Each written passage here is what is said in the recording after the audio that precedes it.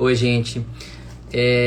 A conexão caiu e eu precisei reiniciar, né? A gente tá só enquanto ele entra novamente. O nosso convidado de hoje é o Dr. Robinson Camargo. Eu estou convidando ele, eu estou aceitando aqui novamente o que entre nessa nossa conversa, né? Ele já deve estar logando aí, eu já aceitei aqui o convite. E a Pronto, gente está com. Voltamos? Acho que é deu. a conexão. Salvador tem chovido Voltamos. muito nesses últimos dias. Ah, Tá é? parecendo a Terra da Garoa, né? Aqui tá frio, rapaz. Então, só para dar uma contextualizada no pessoal que está entrando agora, a gente está conversando com o Dr. Robinson Fernandes de Camargo, da Coordenadoria de IST-AIDS do município de São Paulo. E a gente estava ouvindo dele um pouco do histórico, né? Para a edição da portaria de número 364 de 2020, que autoriza não só farmacêuticos como cirurgiões dentistas a prescrição.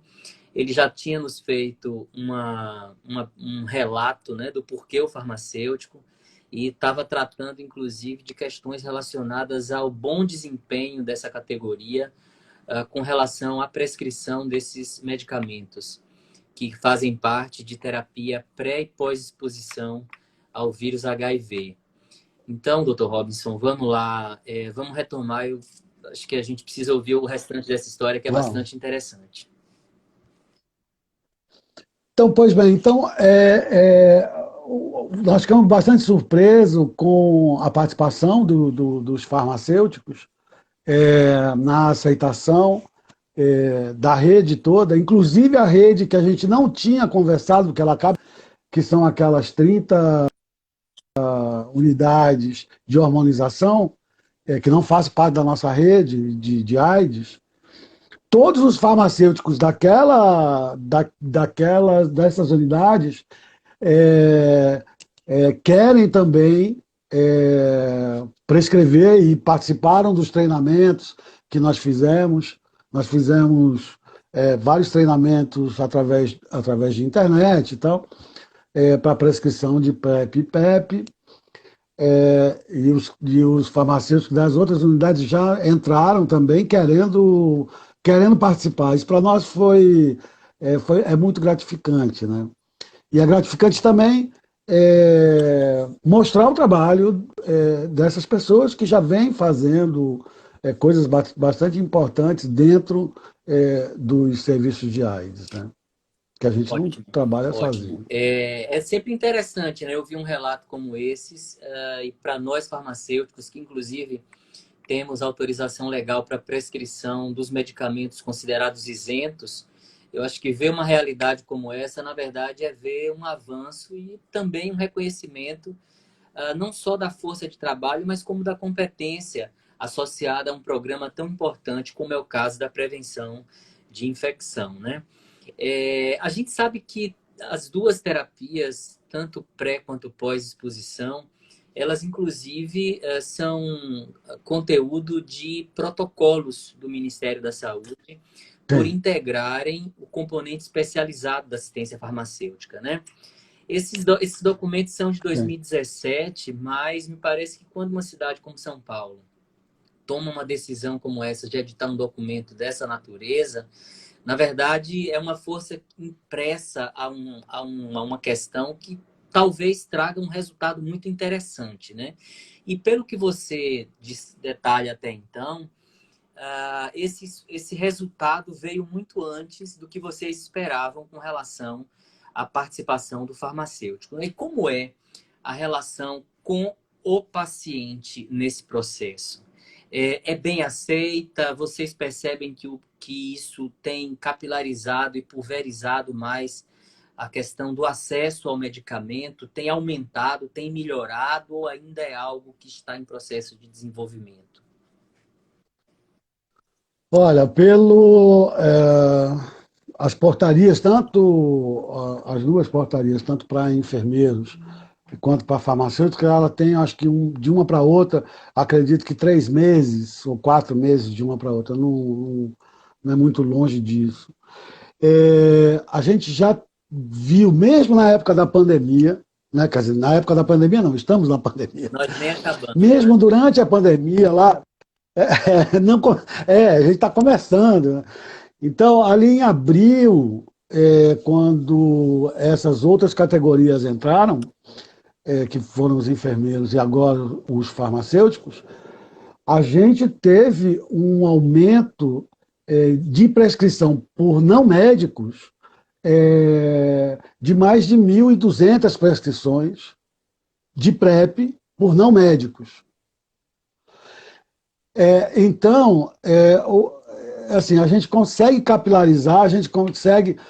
Um colega de anos já, daqui, um farmacêutico aqui de uma unidade nossa, eu estava falando com ele por telefone outro dia, aí ele me disse uma frase que foi bárbara. Ele falou assim: olha, bacana, cara, porque agora não sai daqui da unidade nenhum paciente que veio buscar PrEP ou PEP sem medicamento. É isso. Ou está o farmacêutico, ou está a enfermeira, ou está o médico, ou está o dentista. Ou estão os quatro e todo E aí mundo todo faz. mundo atende. Enfim, isso foi muito legal. E aí também a gente conversando com os gerentes das unidades para colocar todas essas novas pessoas, né, esses novos profissionais, no atendimento, né? Então eles já faziam atendimento para teste rápido, não sei o quê. Então agora também entra um atendimento na linha de atendimento de PEP e PrEP. É uma medicação tranquila de ser feita, não tem grandes decisões a serem tomadas. As decisões para tomar, para o cara fazer PrEP, a decisão é coletiva, ele passa antes com um grupo, que olha, então você é o cara da PrEP, você está indicado a fazer PrEP, e aí esses profissionais, médicos, farmacêuticos, dentistas ou enfermeiros, vão ver se a pessoa tem todas as condições para poder tomar PrEP, ou fazer PrEP. Então, assim, e para os pacientes, olha, a gente não. Nós somos muito próximos de ONGs AIDS e tal, e foi super bem recebido também pela comunidade. Porque é isso, né? A gente tem que expandir PrEP, que é um tratamento, que é uma profilaxia segura, é, de excelentes resultados, né? São Paulo, nós já conseguimos baixar, pelo segundo ano consecutivo, o número de pessoas infectadas na cidade. Então, assim, a gente ainda acha que tem muito poucas pessoas em PrEP e a gente precisa colocar mais gente em PrEP, né? Você, Principalmente essas outras categorias aí que eu falei que estão na hormonização. você traz esse dado desses centros que atendem as terapias de hormonização, né, para as pessoas que estão chegando agora. São locais em que pacientes podem receber o tratamento com hormônio para fazer o processo de Isso, transição, né? Que é uma questão bastante isso. importante, delicada e necessária, eu diria, para evitar que esses procedimentos sejam feitos inadequadamente. E aí você traz a informação de que a ampliação também visa essas unidades e esses pacientes. E aí me vem uma questão que, para além de qualquer ceticismo, para além de qualquer posição ideológica, é questionar para um infectologista para quem, né? Para quem PEP, para quem PrEP e para quem se pensa na oferta dessas terapias quando se toma uma atitude como essas que, na verdade, visa a ampliação do acesso ao medicamento, né? No final das contas, quem é que se espera atingir com esses tratamentos? Pois é. São o que a gente chama de populações mais vulneráveis, né? Homens gays, Principalmente, a gente está na batalha agora, a gente tem uma unidade aqui que faz para meninos gays acima de 15 anos, até 18, que não é PrEP SUS, ainda está em estudo. Os antirretrovirais para essa idade ainda não foram liberados para PrEP. Mas a gente tem uma faixa de aumento de infecção de HIV que é dos 14 anos aos 29 anos. Então a gente tem que pegar essas pessoas, oferecer outras possibilidades a elas.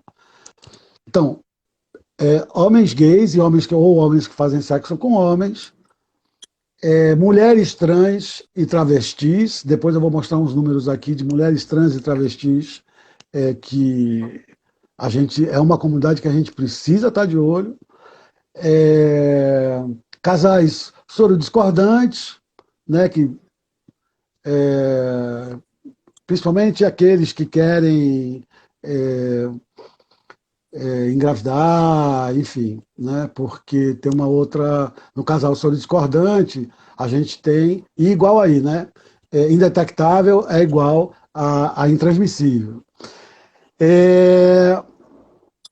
E profissionais do sexo. Então é esse o foco da PrEP, né? Por quê? Aqui em São Paulo, eu posso dar um número, a taxa de detecção de HIV, né, em travestis e mulheres trans é em torno de 36. Uma taxa alta, né? Homens gays é em torno de 15. Então, são populações que têm taxas bastante significativas, né? População geral é 0,04. Então, é uma população que a gente tem que estar de olho. E quando você olha para mulher trans ou para travestis, né? Por exemplo, a gente teve no Brasil 25 mil PrEPs, pessoas que começaram a fazer PrEP, né? Dessas mulheres trans foram, no Brasil, 800. Travestis, 130. Quando você pega, eu fui olhar hoje no Ministério, quando você pega aí na Bahia, em Salvador, eu tenho 10 mulheres trans e um travesti fazendo Acesso PrEP. muito baixo, né? Não é assim, não acredito que seja 1% dos travestis que tem na cidade, ou de mulheres trans que tem na cidade, né? Então tem um acesso muito precário ao serviço de saúde, e a gente tem que aumentar esse acesso. Um dos lugares que a gente viu que era possível ir atrás era onde elas vinham fazendo a hormonização. Olha, elas vão procurar isso daí porque, de certa forma, ela tem um chamativo, que é a hormonização, e junto disso a gente vai oferecer PrEP, e oferecer PrEP para elas, né? Então, foi com esse olhar que a gente vê essas profilaxias, né? Tem uma questão que eu acho São... que envolvida em toda essa discussão, que talvez ela beire até certo moralismo, né? Mas quando a gente fala na questão do acesso para quem se destina a esse tipo de profilaxia, é preciso ter certo cuidado com o que a literatura também chama de compensação de risco, né? Que é o fato de que as pessoas que estão em profilaxia abandonariam outras formas de prevenção, sabendo que nem o preservativo oferece 100% de proteção e que a profilaxia oferece um percentual superior a isso, mas eu não sei se a gente pode falar em 100% de proteção. Como é que pensa, né, quem está na gestão com relação a esse ponto quando se refere à compensação de risco? Pois bem, assim, quem faz PrEP não usa camisinha. Nunca usou e não vai usar. É simples assim. É, o que acontece quando essas pessoas que não vão usar o preservativo, é óbvio que a gente vai conversar com essa pessoa, ver o risco que ela tem, porque é, não basta só ser travesti ou ser gay ou para estar em pé, ela tem que ter risco para isso. Né? É, se ela tem um risco acrescido, ela não usa preservativo, ela não consegue usar o preservativo, é, então a melhor saída é PrEP. Por quê? Porque a gente não fala para ela, né? A orientação sempre é toma PrEP, usa preservativo. Também, quanto mais protegido você tiver, melhor. O que acontece é que o que a gente tem visto é que quando você está fazendo PrEP, então a gente entrega o medicamento para você, toda vez que você vai fazer você vai buscar o medicamento, obrigatoriamente você tem que fazer um teste de HIV, né? Então você é testado a pelo menos a cada 3 meses. A gente libera teste, autoteste, né? 5 autotestes para cada pessoa que vem fazer PrEP, levar embora, pode testar o parceiro, pode testar ela mesma durante esse período de 3 meses, enfim. O que a gente tem visto é que as pessoas começam, por conta de estar fazendo esse acompanhamento, começam a perceber seu risco, que não percebia antes. Né? Começa a ver uma equipe no E aí entorno começa. preocupada e trabalhando para o bem-estar dela, e talvez isso até contribua para a aquisição de uma mentalidade de maior cuidado, né? Sim. Né?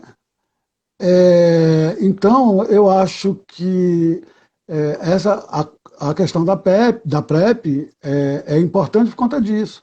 E lembrar, né, que a gente vinha batendo, eu mesmo era um crítico danado de preservativo, porque eu dizia que a gente estava no fundamentalismo do látex.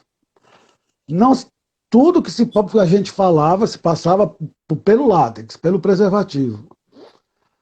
Só que a gente esquece que tem uma parcela grande que não vai usar. E eu preciso atender essas pessoas. Né? Eu não posso recriminar essas pessoas, dizer, né, você tem que usar preservativo, porque não rola. Ela não vai usar. Então, se não vai usar preservativo, a gente tem PrEP aqui para te dar e que vai ser bacana também. Né? E vai ter novas novidades na PrEP que vai ser muito melhor. Né? Bom, Enfim, eu acho que a é isso. gente tem dados, né, que falam, por exemplo, em redução de 71% das infecções no Reino Unido a partir da utilização de PrEP. E parece que os últimos dados de São Paulo falam em torno de 15%. É isso mesmo que vocês têm? É um percentual ainda É baixo, isso né? mesmo. É um percentual baixo. A cidade de São Paulo ela é responsável por 35%, 40% da PEP Brasil. Então, assim, a gente precisa que todo mundo faça PrEP. Em São Paulo a gente está brigando para isso, mas a gente precisa que o Brasil faça PrEP. Não adianta uma cidade fazer e a outra não. Né? A gente tem que espalhar isso pelo país. É, Então a gente tem um número muito baixo, a gente tem 25 mil pessoas usando PrEP. É baixo ainda, né? Para dar impactos importantes na epidemia no Brasil. Então a gente precisa que isso aumente bastante, né? Então os estados, municípios têm que forçar a barra para poder fazer mais PrEP, para a gente ter um impacto na epidemia, porque a gente acredita que, olha, PrEP, PEP, tratamento do HIV o mais rápido possível, com carga que a gente deixa hoje com carga viral indetectável, o paciente com 2 meses de tratamento. Carga viral indetectável é igual a intransmissível, ele não transmite. Ou seja, tomando todas essas coisas e coisas que víamos fazendo no passado, que é preservativo a gente entrega preservativo em larga escala aqui na cidade. Enfim, uso de preservativo, uso de métodos para... A gente acredita que isso vai dar um impacto na epidemia que a gente vem apanhando dela até hoje, né? Uhum. Quer dizer, faz com 40 anos e a gente ainda tem muita gente com Uma HIV, conversa né? dessas, né? O Mas objetivo de um momento como esse, para além das pessoas que nos assistem agora e para as outras que verão essa atividade depois, essa gravação depois, é justamente tentar ir sensibilizando pouco a pouco um corpo de profissionais para que a gente tenha, em algum momento, esperamos que breve, ações dessa natureza, especificamente agora de onde a gente fala, mas que se repliquem em todo o país, né? Acho tem. que esse é o grande objetivo. Você me fala um pouco de todas essas questões e eu fico pensando, desde que Rita Lee escreveu em 85 a canção O Vírus do Amor, né, até hoje, a gente passou por uma série de mudanças, se avançou muito com relação ao que se conhece, não só da doença, mas com relação à questão do tratamento. Mas tem uma questão que ainda permanece bastante acentuada, que é relacionada ao preconceito, né? Eu acho que esse preconceito, inclusive, e nós farmacêuticos precisamos falar disso, porque isso mexe diretamente na questão adesão ao tratamento, né? Sim. Aliado a tudo isso, a gente tem ainda algo que vem sendo bastante discutido e que se fala, né, enquanto sorofobia, mas ao mesmo tempo a gente percebe que algumas pessoas, justamente por conta do preconceito, buscam muito pouco os serviços de saúde, buscam muito pouco diagnóstico. É, Como é pensar enquanto gestão, né? Enquanto alguém que está diretamente na gestão de questões como essa, né? Como pensar políticas que trabalhem questões relacionadas ao preconceito num momento em que a gente vive com tantas medidas que às vezes parecem completamente desconectadas.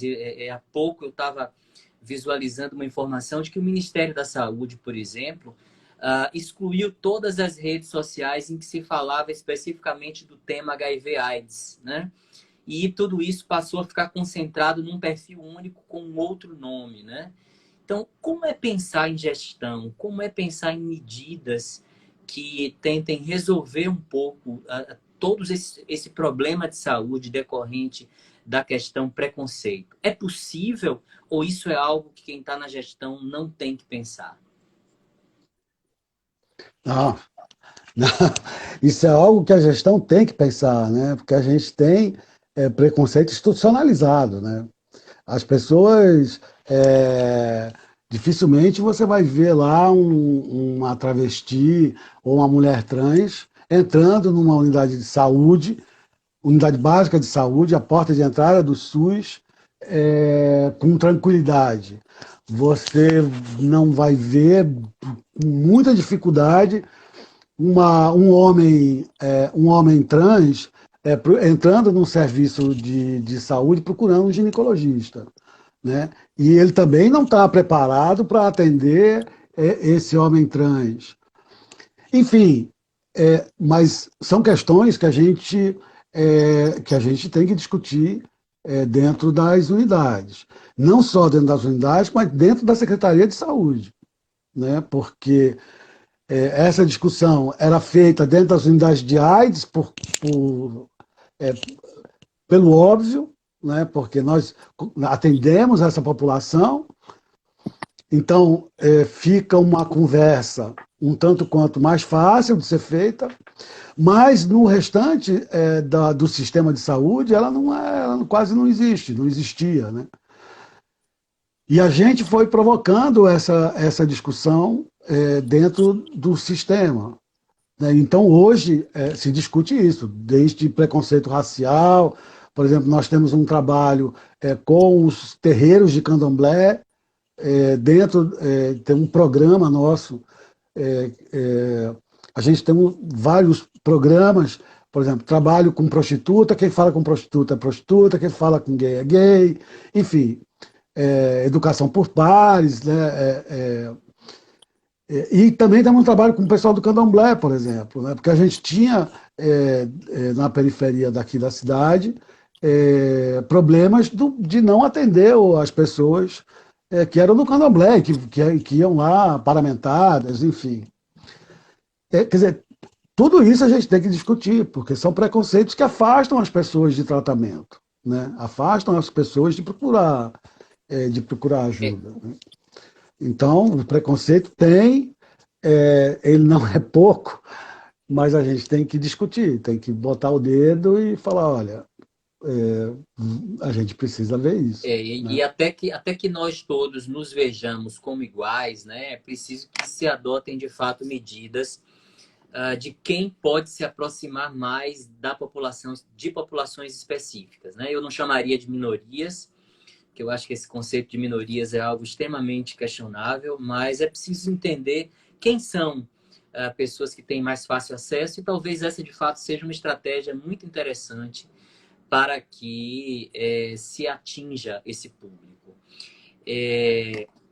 Tem um dado também que eu acho que é muito interessante, que nós farmacêuticos precisamos ficar muito atentos, né? Eu queria também aproveitar para discutir com você, que é com relação a quem é de fato hoje que caracteriza grupo de risco, né? Esse conceito que em algumas fontes a gente já encontra como um conceito desatualizado, né? Por conta de não existir mais grupos de risco. Se a gente pega, por exemplo, informações de últimos levantamentos para avaliação de percentuais de infectados, a gente vê que, por exemplo, a população de homossexuais masculinos tem uma taxa de infecção que é comparável, inclusive, a homens heterossexuais, né? Isso, inclusive, coloca por terra Sim, o que por muito tempo ficou caracterizado como sendo a infecção pelo HIV como uma doença de homossexuais masculinos, né? A gente tem também a sim. questão daquele grupo de pessoas que são os HSHs, né? Homens que fazem sexo com homens que não se intitulam homossexuais, né?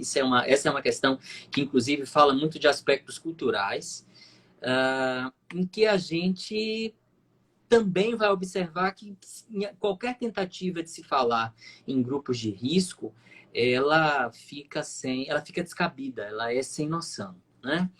Mas eu ainda percebo na sua fala que essas ações todas da coordenadoria, elas visam muito públicos específicos, né? Não é hora de se pensar na população como um todo, né? Nós ainda temos certos pudores para falar dessas questões para a população em geral, porque se a gente observa, por exemplo, o advento dos medicamentos para tratar disfunção erétil masculina, obviamente, eles acabam por produzir uma verdadeira revolução na vida sexual de pessoas da terceira idade, né? E aí a gente vê que essa mudança acaba por fragilizar essa população como um todo de homens e mulheres, né?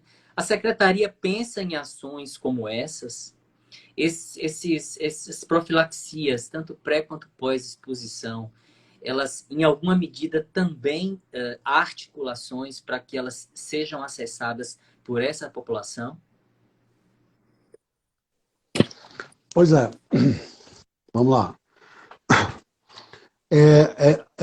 Esse conceito de grupo de risco, ele desaparece lá nos anos 90, na verdade, mas ele vem se arrastando até hoje, né? E a comunidade médica, e aí eu digo a comunidade médica não só de médicos, a comunidade de saúde, vem repetindo esse mesmo erro desde lá, né? A gente viu agora, na pandemia, agora do coronavírus, né?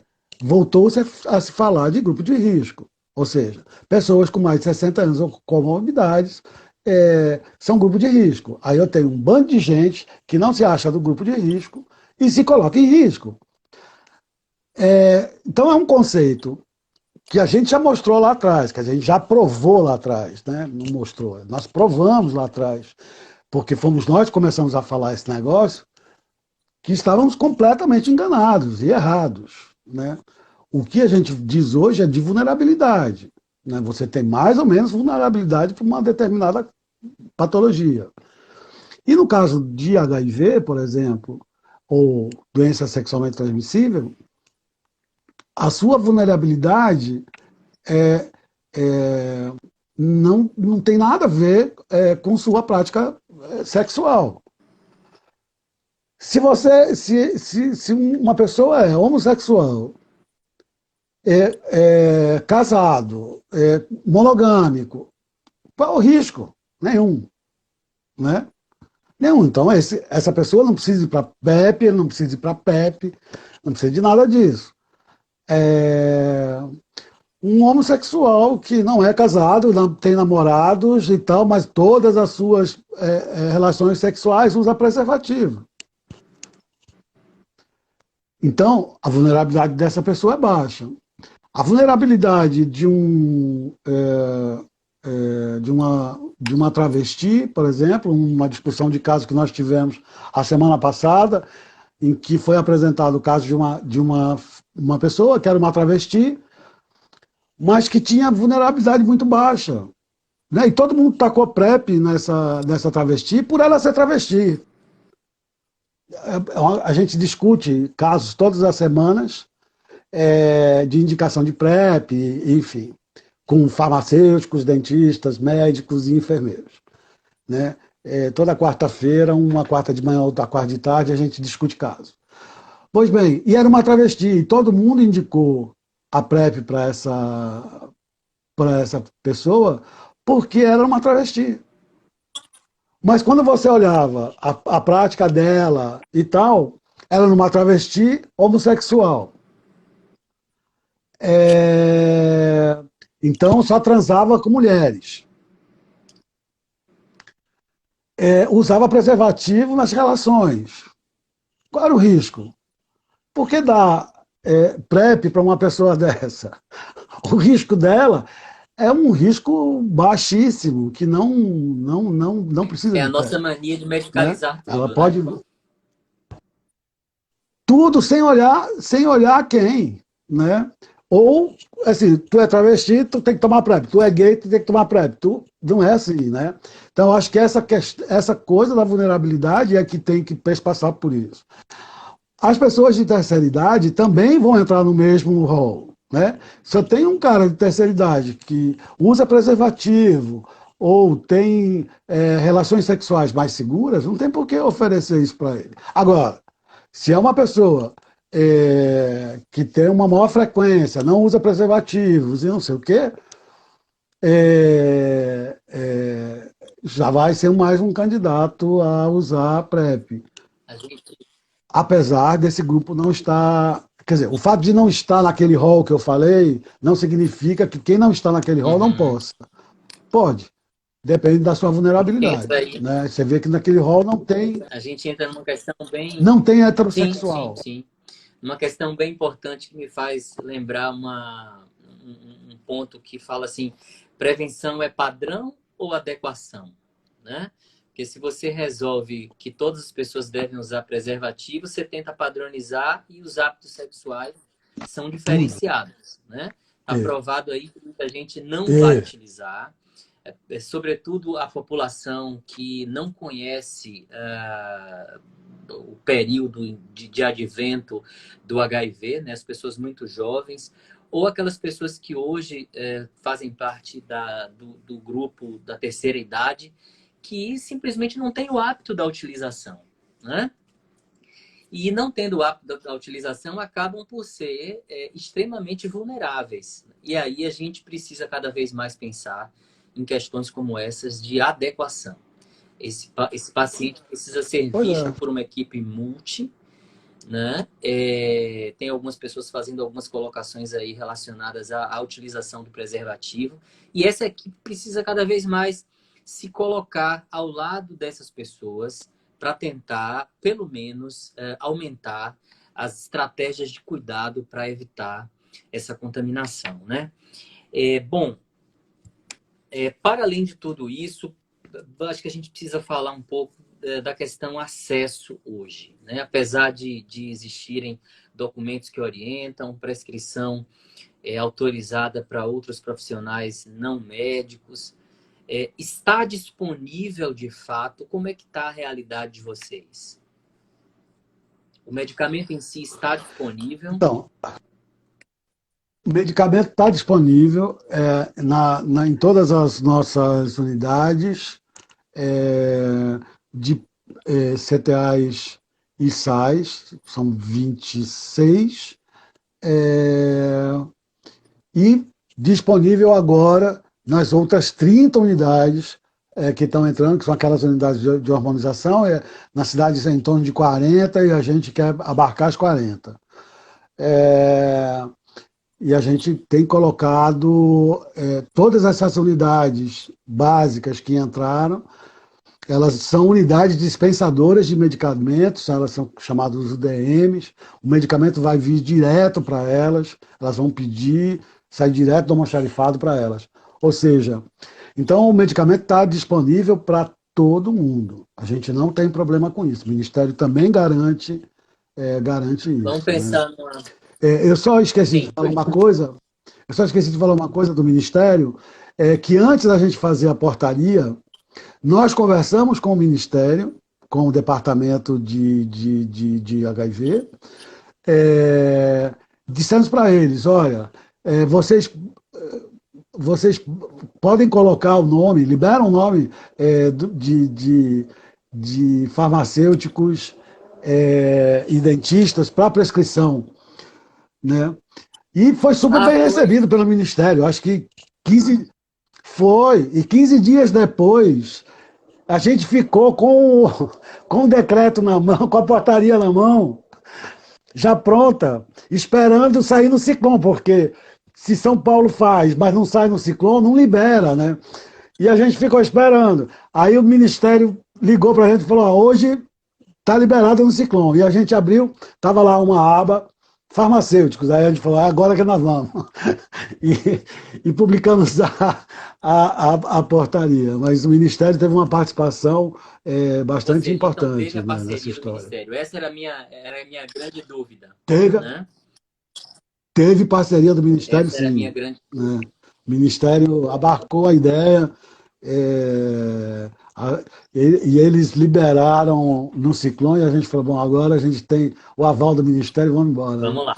Então foi muito bom isso. Eu vou fazer agora uma pergunta que talvez seja, né, provocadora e tal, mas como é que fica a questão da utilização das profilaxias, sobretudo pré-exposição, para aquele grupo de pessoas que ainda entende que ela funciona e que não se deve ter qualquer cuidado porque basta usar e está protegido, né? Como é que a coordenadoria pensa nesse grupo de pessoas? Pois bem, um grupo, esse é um grupo que não vai usar preservativo. Não vou usar de jeito nenhum. Então, o que nós fazemos, por exemplo? A gente tem parcerias com festa de sexo aqui em São Paulo, né? Então, nós sabemos onde vai rolar essas festas, a gente convida os caras que fazem essas festas, são festas enormes, com mais de 1000 pessoas, e a gente, por exemplo, dá preservativo para eles, colocar na festa, eles colocam um cartaz nosso dizendo, falando de PrEP, e dá para eles, por exemplo, para as pessoas na saída da festa, levar autoteste para casa para fazer teste em casa. É assim, né? Achar que as pessoas que estão nessas festas de sexo vão usar preservativo, não vão. Pois bem, mas a realidade é essa. Então, se a gente consegue que algumas dessas pessoas passem a usar PrEP, bacana, legal. Tem algumas que nem PrEP vão querer usar. Paciência. Talvez quando a gente tiver PrEP injetável, que eu possa dar uma injeção no cara a cada 3 meses, e garanto esse período de segurança, pô, vai ser maravilhoso. A gente vai trazer mais gente que não vai ter que tomar remédio todo santo dia. Enfim, mas a gente não vê com grandes problemas, não. O que a gente vê é que a gente tem um público que a gente precisa ir atrás desse público, né? E fazer aquilo que você falou, José. Não pode padronizar, né? Prevenção não é padrão, Adequação, né? né? Eu tenho que adequar, né? Eu tenho que adequar para aquela pessoa diminuir a possibilidade dela se infectar com HIV. Uhum. Existe uma discussão muito grande, você falou aí na questão da testagem, né? Existe uma discussão muito grande dentro da categoria farmacêutica quando se pensou na disponibilização dos testes rápidos para HIV em farmácias, né? Então havia toda uma polêmica em torno do fato de se o farmacêutico estaria ou não apto a oferecer a esse paciente com um resultado positivo o encaminhamento, o acolhimento necessário e tudo mais. Como é que a coordenadoria, né, e aí você, enquanto infectologista, como é que você avalia essa questão, né? Me parece que nesses centros, você, para além da prescrição, você tem o acolhimento que é feito por farmacêuticos. Para as pessoas que chegaram depois, você trata, inclusive, da importância do segmento clínico feito por esses farmacêuticos no sentido de garantia de boa adesão a tratamento, retorno daqueles pacientes que abandonaram o tratamento, enfim. Como é que vocês veem essa questão desse acolhimento feito pelo farmacêutico a esse paciente, seja soro positivo ou soro negativo, mas que se encontra em vulnerabilidade? Olha, eu tenho só uma crítica a fazer, que o teste da farmácia é caro, né? Ele não é um teste barato. Então, essa é só a minha crítica, porque eu acho que o farmacêutico, quer ele esteja no SUS, quer fora do SUS, assim, ele tem competência. A competência ele não ganha no SUS, ele tem competência. Ele tem competência para fazer o teste e para dar o diagnóstico e tal, tanto lá na farmácia, na drogaria da vida, quanto dentro da unidade básica, ou da unidade SUS, ou do estabelecimento de saúde, como a gente está acostumado. Eu não vejo problema nenhum. As pessoas que vão buscar teste, quem vai se testar é porque sabe que teve algum risco. Ninguém se testa porque, eu passei aqui, só um caso que aconteceu em São Paulo, não sei se eu tenho tempo de contar uma Temos. história. Como nós tivemos aquela breve interrupção, a gente tem uns minutos a mais, porque nós Tá, retomamos, né? Temos sim. Tá. Mas a questão do teste, quer dizer, quem vai buscar teste é porque, de alguma forma, se colocou, em algum momento na vida, se colocou num evento que não se protegeu. Então, ninguém procura teste Por acaso, né? sem ter se exposto, por acaso, né? A não ser não nessas campanhas que aconteceu aqui em São Paulo. A gente estava numa praça, na Estação da Luz, aqui em São Paulo, que é um lugar de prostituição e tal. E estávamos com um caminhão lá fazendo testes e tal. E aí tinha uma senhorinha assim, que tinha feito os testes, estava esperando o resultado dela e tal. E aí alguém chamou a senhora e falou: pô, mas por que essa mulher está fazendo teste aqui, né? Se estranhou. Aí chamou e falou assim: olha, minha senhora, os seus testes foram não reagentes, o teste de HIV foi não reagente, o teste de sífilis é não reagente, as hepatites também, está tudo certo e tal. Aí ela virou e falou assim: e o do diabetes?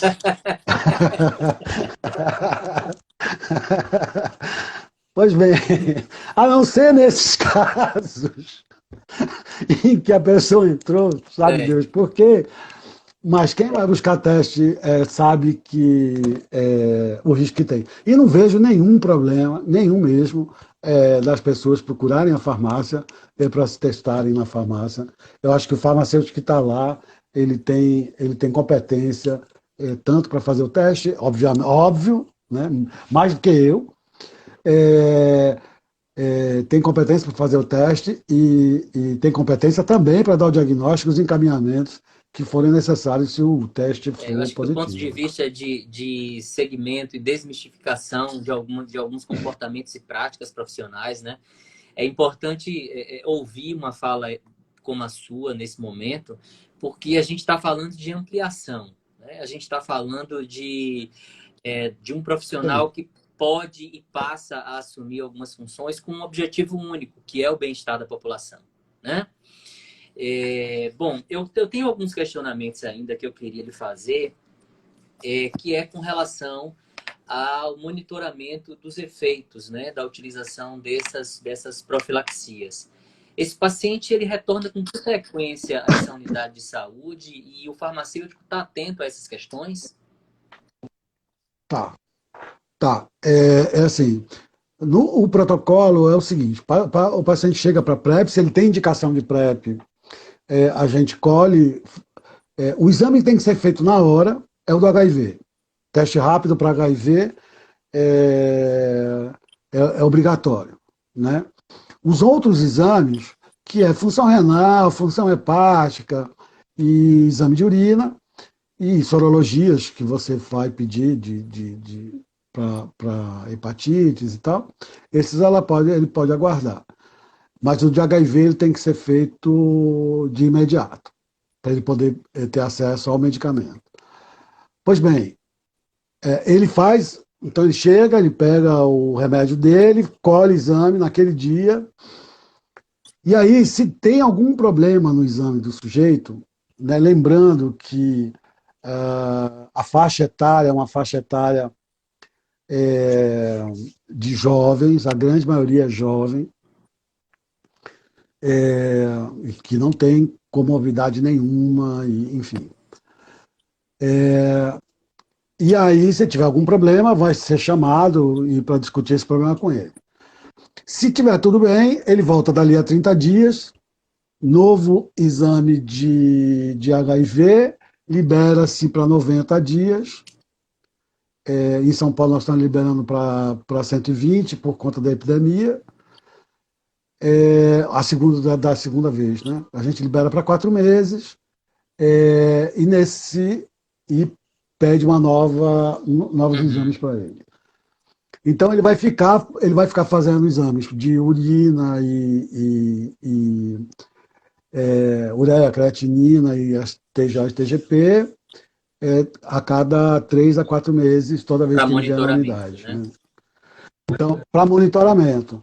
Mas é um medicamento, assim, por exemplo, nós estamos já há 2 anos, quase 3 anos, fazendo PrEP na cidade, temos um número razoável de pacientes, tem mais de 7 mil pacientes em PrEP aqui na cidade, e nós não temos nenhum caso de tirar o paciente da PrEP por efeitos colaterais importantes nos exames dos pacientes.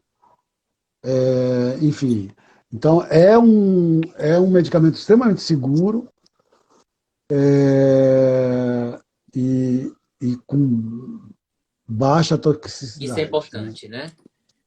E bem tolerado também, né? Para você ter uma ideia, se olhar no Brasil, você não teve ninguém no Brasil que abandonou o PrEP por evento adverso da medicação. 98% foi porque não quiseram, não voltaram na consulta, e 1% porque decidiu que não queria mais tomar PrEP. Né? Mas por evento adverso, Além daquela ninguém. população que a Né? gente Com não vinte e conseguiu cinco mil atingir, né? pessoas. Que no caso o serviço ao que você pertence não conseguiu atingir, que é uma população que a gente não consegue estimar, né? É uma população Sim, que a gente não sim. consegue estimar. Outros países mostram o que para a gente de experiência? Então, eles estão 10 anos na frente da gente. Por exemplo, se você pega aqui, tem trabalhos na Califórnia mostrando a prescrição de PrEP em farmácia. O farmacêutico prescreve a PrEP, o cara vai lá, tem uma consulta com o farmacêutico na farmácia, ele prescreve, entrega para o sujeito e diz para ele, bom, agora você vai buscar, vai manter seu tratamento com um médico X, né? Vai para lá. Mas a gente não perde a oportunidade de entrar com medicamento. O que a gente viu é que o tempo de espera de alguém que foi buscar PrEP, se ele esperar de uma semana a 14 dias, é um número grande dessas pessoas que vão se contaminar com HIV nesse período. Porque são pessoas altamente vulneráveis. A gente não tá conversando de gente que faz sexo uma vez por mês, uma vez por semana, né? A gente está conversando de gente que faz muito sexo e sem preservativo. Então, assim, a chance dessa pessoa adquirir HIV é alta. Então, esse tempo, essa janelinha em que eu vou na unidade, liguei, vou marcar porque eu quero fazer PrEP. Aí a unidade vira e fala assim, bom, olha, venha daqui uma semana, vem daqui a 15 dias. Marquei. Esse cara que ligou e marcou está em risco enorme de adquirir o HIV, de não ir para a PrEP, ele ir para o atendimento de AIDS, né, de E HIV. talvez ele só Né? Ele não vai volte nesse tomar a PrEP, ele momento, vai né? Quando ele tomar for buscar tratamento para a infecção, antirretroviral. Pois, né? pois é. Pois é, por isso é que a gente quer que nas nossas unidades, e que PrEP tem que ser feito dessa forma. Quem procurou hoje, sai com remédio hoje. Fundamental, né? Eu acho que esse é o grande Fundamental. mote da ideia, né? Mais uma provocação, né? Como é que a Sociedade Brasileira de Infectologia vê tudo isso? Em Em relação relação à a. prescrição por outros profissionais não médicos. Nós não perguntamos a eles, não. Nem perguntamos, né? Não, imagina. Não, eu acho. Agora, eu tô. Não, não perguntamos mesmo. A gente não fez essa pergunta. A gente perguntou para quem ia prescrever. Tudo bem, vocês querem prescrever, dá para ser e tal, para não ser uma coisa obrigatória.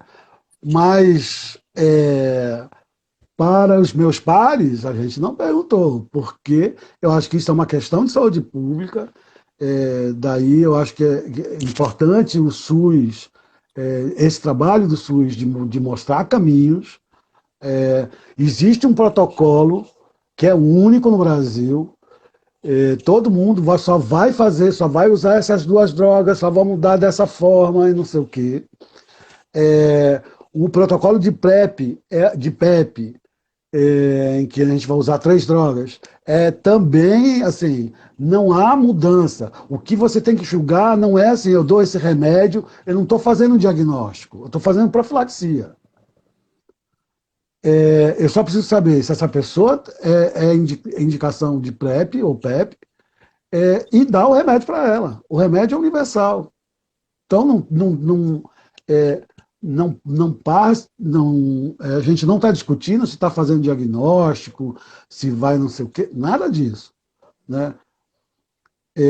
Então, a gente não se preocupou em discutir com a categoria médica para isso.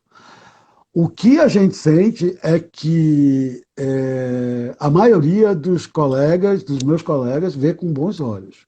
Né? A gente não teve, por exemplo, nas nossas unidades, nenhuma reação de médico reclamando, enfim.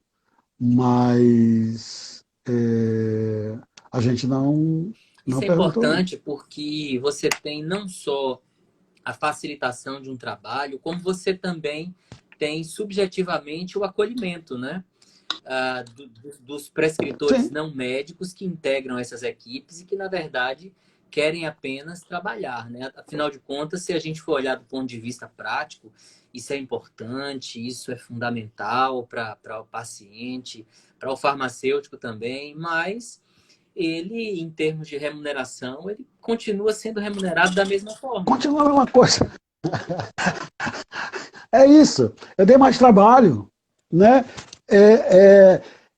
Eu dei mais trabalho, mas eu garanto que ninguém olhou Aham. dessa forma. Pô, o cara tá me dando mais trabalho, né? O pessoal lá da secretaria fica me dando mais trabalho. Eu não sei, ninguém não foi olhado desse jeito, porque a gente não aborda desse jeito, né? É assim, olha, nós precisamos olhar para a epidemia. Tem uma epidemia comendo solta aí, né? E a gente precisa resolver ela, quer dizer, e não se resolve a epidemia olhando só para uma categoria profissional.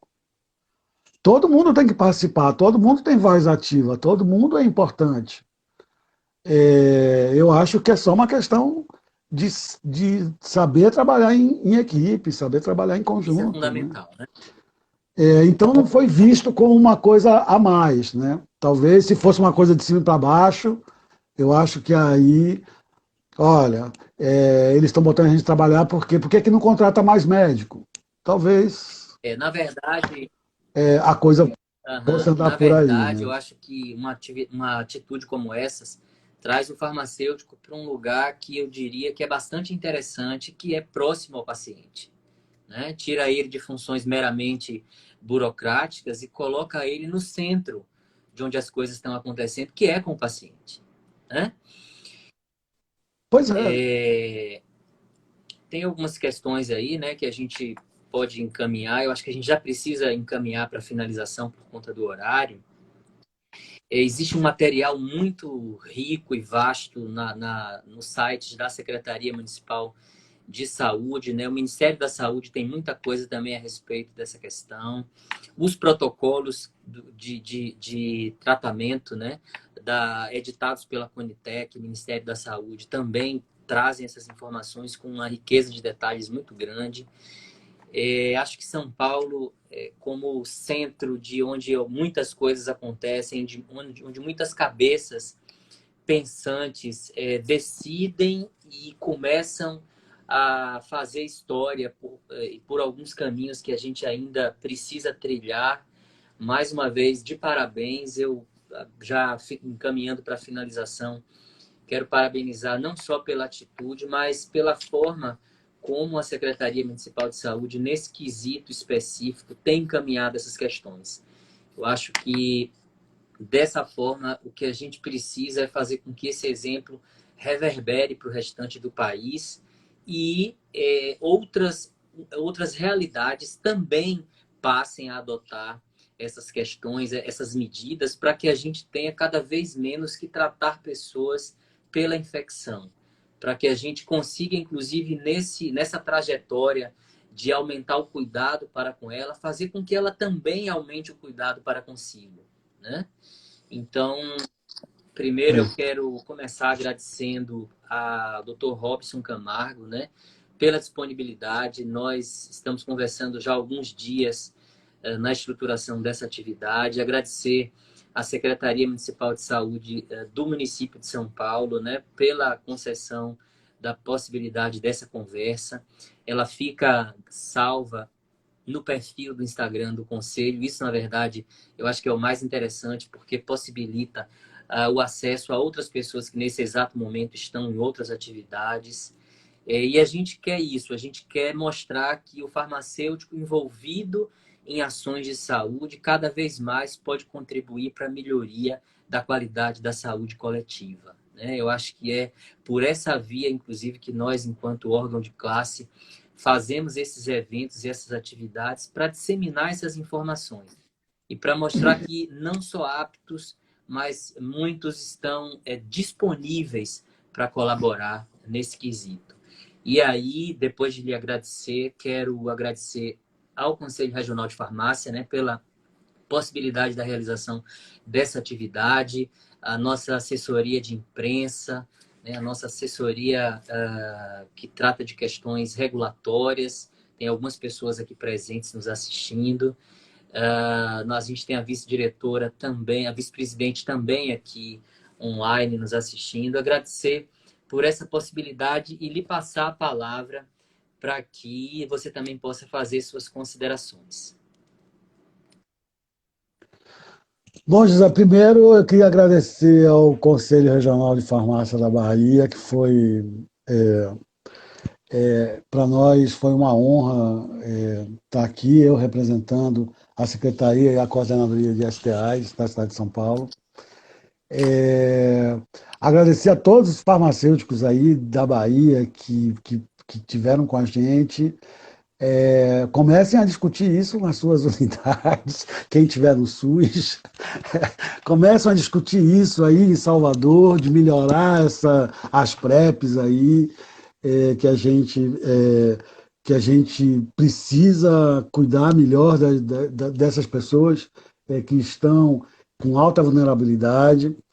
E é um prazer para nós daqui de São Paulo ter essa categoria mais envolvida no acompanhamento não só das pessoas que vivem com HIV/AIDS, que já vinham fazendo, já tinham um trabalho importante no tratamento dessas pessoas, eu digo os farmacêuticos, assim como agora na prevenção de Muito bom. HIV/AIDS, né? Então, para nós foi um prazer. Muito obrigado pelo convite. A gente fica à disposição